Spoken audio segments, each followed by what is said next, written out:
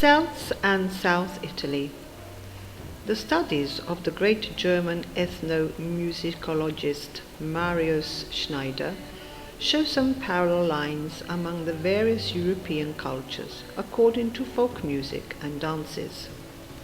For example, there is a relation between the tarantella, typical ancient folk dance of South Italy, a Spanish tarantella too, and the Celtic dance of the swords.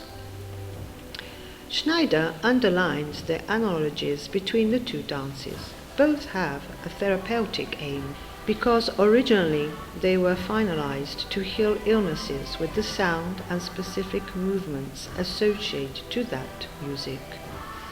The relations between Gaelics and Italics were generally not so pacific, but after the Gaelic War at the 4th century before Christ, not all the barbarians returned to the north.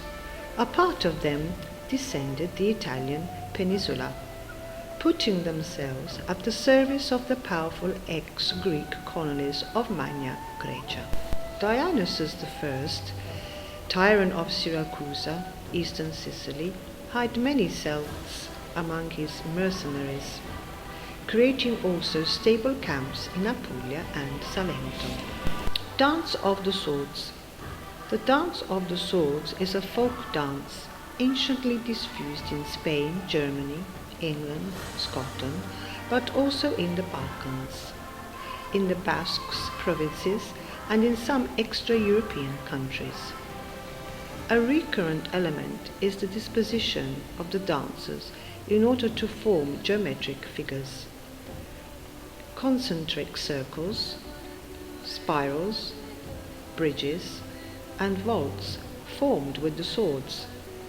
In Scotland, at the end of each figure, the swords were crossed to form a star of 5, 6, or 8 points, and the dance ended with the death by decapitation of the joker. They used drums, flutes, and pipers. Each instrument owns symbolic meaning that are connected to extremely ancient and even primordial cultures. The most meaningful example of this seems to be the tamburello. The early history of Irish dance reveals a constant shifting of population through migration and invasions. Each of these people brought their preferred types of music and dance. Its first practitioners were the Druids, who danced in religious rituals honoring the oak tree and the sun. Traces of their circular dances survive in the ring dances nowadays. The Celts came with their language and culture among 500 before Christ. For a little over of 900 years, they had a heavy influence on Irish culture. The coming of St. Patrick, 432 after death of Christ, and Christianity changed all the situation. St. Patrick converted the pagan Celts to Christianity by combining pagan beliefs and symbols with Catholic ones. The Christian tried to civilize the music, but it remained almost the same. The Vikings in 795 AD invaded and destroyed many of the Celts' written records, including the history of Irish dance.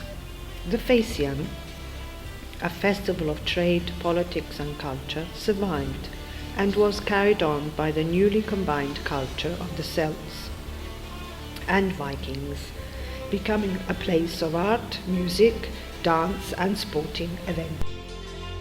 The Norman invasion brought the round dance to Ireland. When royalty arrived in Ireland, they were greeted at the shore by young women performing native dances. When King James landed at Kinsale, County Cork in 1780, he was welcomed by dancers. 3 people stood abreast holding a white handkerchief. Irish dancing was accompanied by music played on the bagpipes and the harp. In the houses of the Anglo-Irish aristocracy, the master often joined with the servants. Dancing was also performed during wakes. The mourners followed each other in a ring around the coffin to bagpipe music. The Irish dance master. During the 18th century, the dancing master appeared in Ireland. He was a wandering dancing teacher who travelled from village to village, teaching dance to peasants. Dancing masters were flamboyant characters who wore bright clothes and carried staffs. Each dancing master had his own district and never encroached on another master's territory. It was not unknown for a dancing master to be kidnapped by the residents of the neighbouring parish. When dancing masters met at fairs, they challenged each other to a public dancing contest. They only ended when one of them dropped with fatigue. The costumes worn today by Irish dancers commemorate the clothing of the past. Each school of dancing has its own distinct dancing costume. Dresses are based on the Irish peasant dress worn 200 years ago. Today, there are many organisations promoting Irish dance, which led to dancing championship in every provinces. The worldwide success of Riverdance and more recently Lord of the Dance has placed Irish dance on the international stage. Any history of Irish dance would not be completed without mentioning the Gaelic League, which was formed in 1893 to promote Irish culture.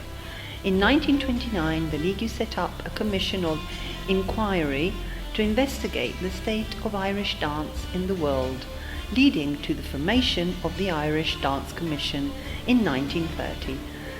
It still oversees the majority Irish dance competition all over the world.